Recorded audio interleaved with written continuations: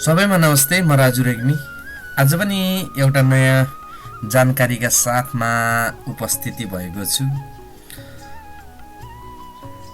यदि मेरो च्यानलमा तपाईहरु नयाँ हुनुहुन्छ भने तपाईहरुलाई मेरो युट्युब च्यानल आईटी रेग्मीमा हार्दिक स्वागत गर्न चाहन्छु। मेरो युट्युब च्यानललाई लाइक, शेयर, कमेन्ट र सब्स्क्राइब गर्न नभुल्नुहोला। तपाईहरुलाई यस्तै जानकारीहरु लिएर आउने छु। आज चाहिँ मैले कक्षा 1-3 को मूल्याङ्कन एक्सेल फाइलको बारेमा म आफैले निर्माण गरेको कसरी प्रयोग गर्ने 4.0 भर्सनको एक्सेल बेस फाइलको बारेमा जानकारी लिएर आएको छु। यदि हजुरहरुलाई यो फाइल मन पर्यो भने तल डिस्क्रिप्सन बक्समा नम्बर छोड्दिने छु र मलाई सम्पर्क गर्नु हुनेछ। सुरु गरौँ आजको भिडियो। लागौं कम्प्युटरको स्क्रिन तर्फ।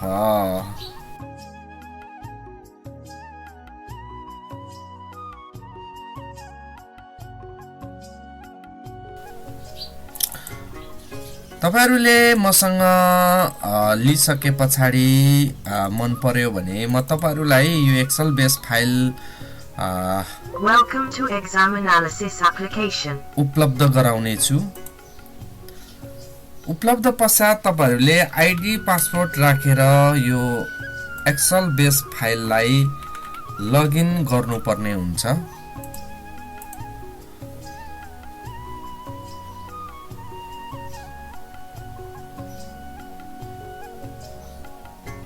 लगइन गरिसके पछाडी यस्तो खालको इन्टरफेस देख्नेछ।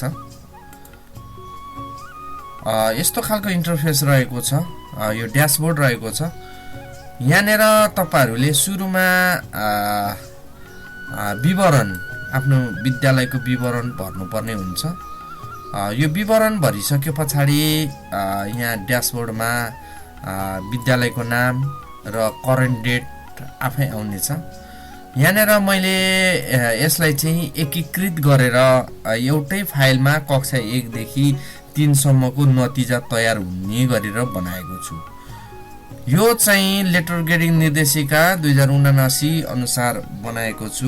यो भर्जन 4.0 रहेको छ। यसलाई पहिला चाहिँ एउटा कक्षाको एउटा मात्रै हुने गरेर बनाएको थिए भने अहिले चाहिँ मैले यसलाई एकीकृत गरेर कक्षा 1 को 2 को 3 को एकै ठाउँमा रिजल्ट बन्ने गरी बनाएको छु। यहाँ देख्न सक्नुहुनेछ तपाईहरुले यो कक्षा 1 को भयो, यो कक्षा 2 को भयो, कक्षा 3 को। यहाँ विद्यार्थीको सब्जेक्ट एभरेज पनि आउने गर्छ। विद्यार्थीको यहाँ विवरण पनि आउने गर्छ। यहाँ देख्नु भएको छ टोटल विद्यार्थी केटाकेटी, टोटल विद्यार्थी केटाकेटी यसरी आउने गर्छ यो। अनि लेजर नतिजा यहीँबाट जान सकियो। सुरुमा तपाईहरुले विवरण भरिसके पछाडी लोगो भर्नुपर्ने हुन्छ। आफ्नो विद्यालयको लोगो छ भने लोगो यहाँनेर बिचमा ल्याएर राख्नुपर्ने हुन्छ। ल्याइसके पछाडी सेभ बटनमा थिच्दिनु होला र होम बटनमा आइसकेपछि फेरि हामी ड्याशबोर्डमा आउँछौँ। कक्षा 1 को लेजरमा जाउँ। सुरुमा यहाँनेर लेजरमा गइसके पछाडी यहाँ तपाईहरुले विद्यार्थीको नाम इन्ट्री गर्नुपर्ने हुन्छ। इन्ट्री गरिसके पछाडी यहाँनेर आफै सिरियल नम्बर आउँछ। जन्ममिति यहाँ राख्नु होला। जेन्डरको चाहिँ यहाँ तपाईहरुले ड्रप डाउन मेनुबाट छान्नु पर्ने हुन्छ। कास्टमा पनि तपाईहरुले यहाँबाट यसरी नै छान्नु भए हुन्छ, लेखिरहनु परेन। स्कुल ओपनिङ डेट छ यहाँ लेख्नु होला, कति दिन वर्षभरि खुल्यो। अनि एटेन्डेन्स उसको कति हो यो लेखिदिनु होला। यहाँनेर चाहिँ मुख्य सिकाइ उपलब्धि संख्या, मूल्याङ्कन गरिएका सिकाइ उपलब्धि संख्या यहाँ लेख्नुपर्ने हुन्छ। कतिवटाको मूल्याङ्कन गर्यो भनेर।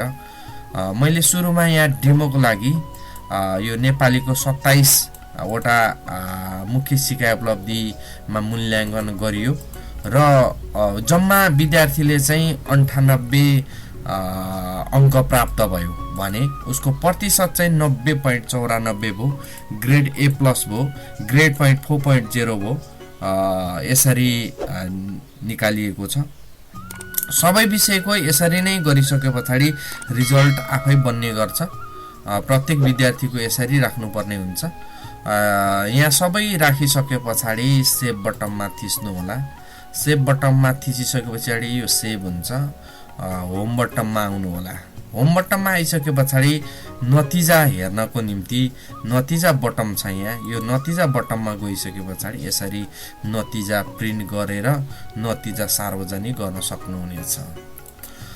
त्यस्तै गरेर यो ग्रेड सिटको बारेमा चाहिँ एकीकृत रूपमा आउने बनाएको छु मैले। यो ग्रेड सिट चाहिँ ग्रेड सिटमा जानु होला। ग्रेड सिट गइसके पछाडि यस्तो खालको ग्रेड सिट रहेको छ। यो यहाँनिर तपाईहरुले कक्षा छान्नु पर्ने हुन्छ। जस्तै मैले एक कक्षा छाने। एक कक्षा छानिसकेपछि कक्षा आफै यहाँ आउँछ। जति कक्षा हामीले यहाँ चुज गर्यो त्यति आउँछ। रोल नम्बर कति हो, जस्तै कक्षा 1 को रोल नम्बर जस्तै मानिलियो 5 छाने मैले। 5 को आयो यहाँनिर यसरी। अनि त्यस्तै गरेर यहाँबाटै चुज गर्ने हो। जस्तै रोल नम्बर 1 छाने मैले, यस्तो आयो। त्यस्तै गरेर कक्षा 2 को यहाँ छान्ने, कक्षा 2 यहाँ छान्ने, अनि यहाँ आएर रोल नम्बर छान्ने। जस्तै 4 रोल नम्बर छान्ने, यसरी चेन्ज हुन्छ। माथि कक्षा छान्ने, तल रोल नम्बर छान्ने, अनि ग्रेड सिटमा आफै डिटेल्स आउने गर्छ। प्रिभ्यू हेर्नको निम्ति यो प्रिभ्यू बटनमा जानुपर्ने हुन्छ। यसरी प्रिभ्यू यस्तो देखिनेछ यसरी। अनि प्रिन्ट बटमको निम्ति प्रिन्ट यहाँ बटममा गएपछि प्रिन्ट हुन्छ। यहाँनिर तपाईहरुले हेड टिचरको नाम यहाँ सच्याउनु राख्न सक्नुहुनेछ, क्लास टिचर। अनि चेक्ड बाइको निम्ति यहाँ नामहरू तपाईहरुले एडिट गर्न सक्नुहुनेछ। आफ्नो विद्यालयको कक्षा अनुसार यसरी राख्नु होला। यसरी यो ग्रेड सिट बन्ने गर्छ। त्यस्तै गरेर 2 कक्षाको पनि तपाईहरुले यसरी नै विद्यार्थीको विवरण र मूल्याङ्कन गरिएको सिकाइ उपलब्धि संख्या, विषय यसरी राख्दै जानुपर्ने हुन्छ। यो चाहिँ प्रत्येक विषयमा तपाईहरुले यसरी विषयगत रूपमा सबै राख्दै जानु होला। लोकल सब्जेक्ट यदि तपाईहरुको छ भने यहाँ एडिट गर्न सक्नुहुनेछ। यहाँ नाम राखिदिनु होला। यसरी तपाईहरुले 2 कक्षाको 3 कक्षाको क्रमशः लेजर भर्दै जानु होला।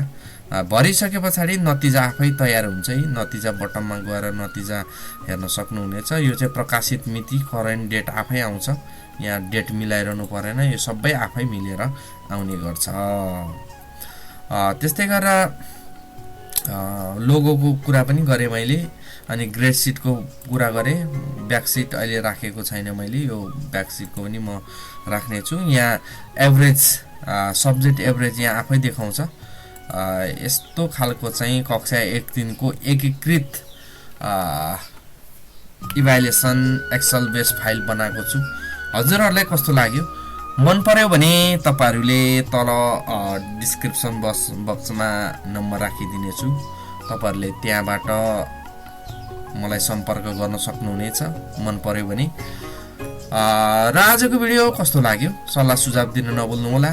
यदि मेरो च्यानलमा नयाँ हुनुहुन्छ भने लाइक, शेयर, सब्स्क्राइब र बेल आइकनलाई पनि दबाउन नभुल्नु होला भन्दै आजको भिडियोबाट बिदा चाहन्छु। हस्त नमस्ते, बाई बाई।